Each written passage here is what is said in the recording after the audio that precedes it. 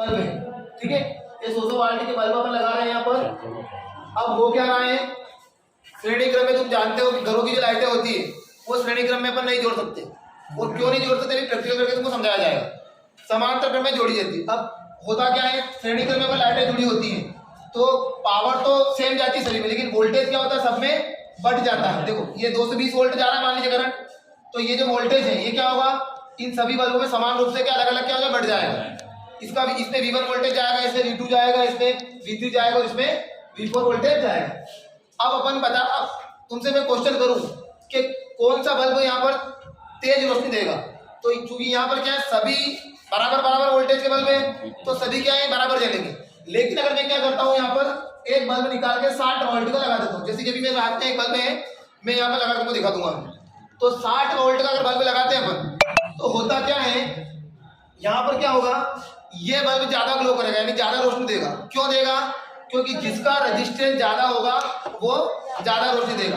मैंने सारा निकाल लगा, देखो रजिस्टेंस टोटल निकालने का क्या है, पावर और ये वोल्टेज। ये वोल्टेज का जो प्रॉपर्ली वोल्टेज घरों में आता है वो, और ये जो बल्ब का जो पावर है वो मान रखेंगे। पूरा सोल्व करेंगे तो रजिस्टेंस का कितना है 484 ओम आ गया।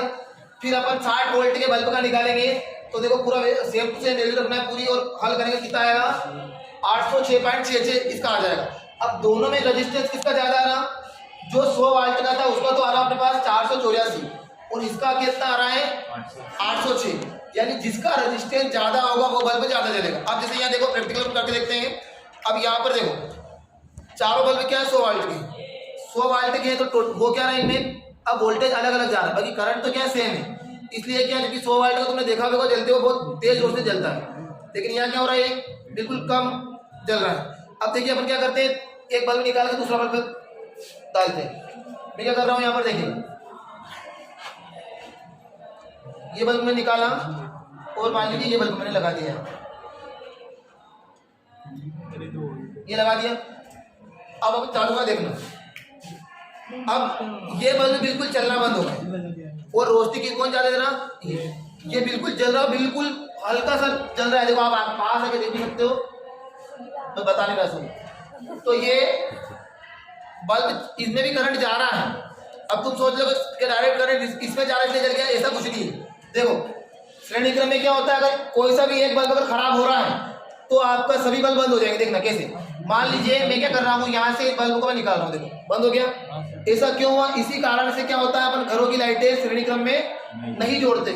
अगर श्रेणी क्रम में जोड़ेंगे तो होगा क्या, पूरे घर में लाइटें है, एक बल्ब अगर खराब हुआ तो पूरे घर की लाइटें क्या हो जाएगी, बंद हो जाएगी। इसी कारण क्या होता है समांतर क्रम में जोड़ा जाता है। अब अपन क्या कर रहे हैं, देखो वापस मैं बल्ब को यहाँ लगा रहा हूँ। अब ये बल्ब लगाने से क्या हुआ, इसको करंट मिला और बल्ब कौन सा जगह ज्यादा, ये जगह। तो इसलिए हो रहा है, ये इसका रजिस्टेंस ज्यादा है इसलिए ज्यादा जल रहा है, इनका रजिस्टेंस बिल्कुल क्या है कम है इसलिए ये जल भी नहीं पा रहा है। वापस अपन क्या करते हैं कि अगर मान लो मैं इसको निकाल कर देखेगा, इसको निकालता हूँ वापस और वापस 100 वाट को लगाता हूँ तो वापस क्या होगा, ये सब में बराबर वोल्टेज जा रहा है। देखो धारा तो करंट तो एक ही जा रहा है, करंट तो वो ही है, लेकिन 220 वोल्टेज जो था वो सभी में क्या हो गया, अलग अलग बढ़ गया। अगर मीटर हो अपने पास तो मीटर से चेक भी कर सकते हैं कि किस बल्ब में कितना वोल्टेज आ रहा है। यही 220 वोल्टेज इन सब में बढ़ रहा है, यानी कि तुम्हारा आंसर ये रहेगा। इसमें बताना क्या है कि जिसका रजिस्टेंस ज्यादा है वो बल्ब ज्यादा ग्लो करेगा। बस एक सिंपल सा ये प्रैक्टिकल है। इसी प्रकार समांतर क्रम का भी होता है। समांतर क्रम में क्या होता है, सभी वोल्टेज तो एक होता है किंतु धारा क्या हो जाती है सब में अलग अलग हो जाती है। बस ये इतना सा छोटा सा प्रैक्टिकल अपना था, ठीक है।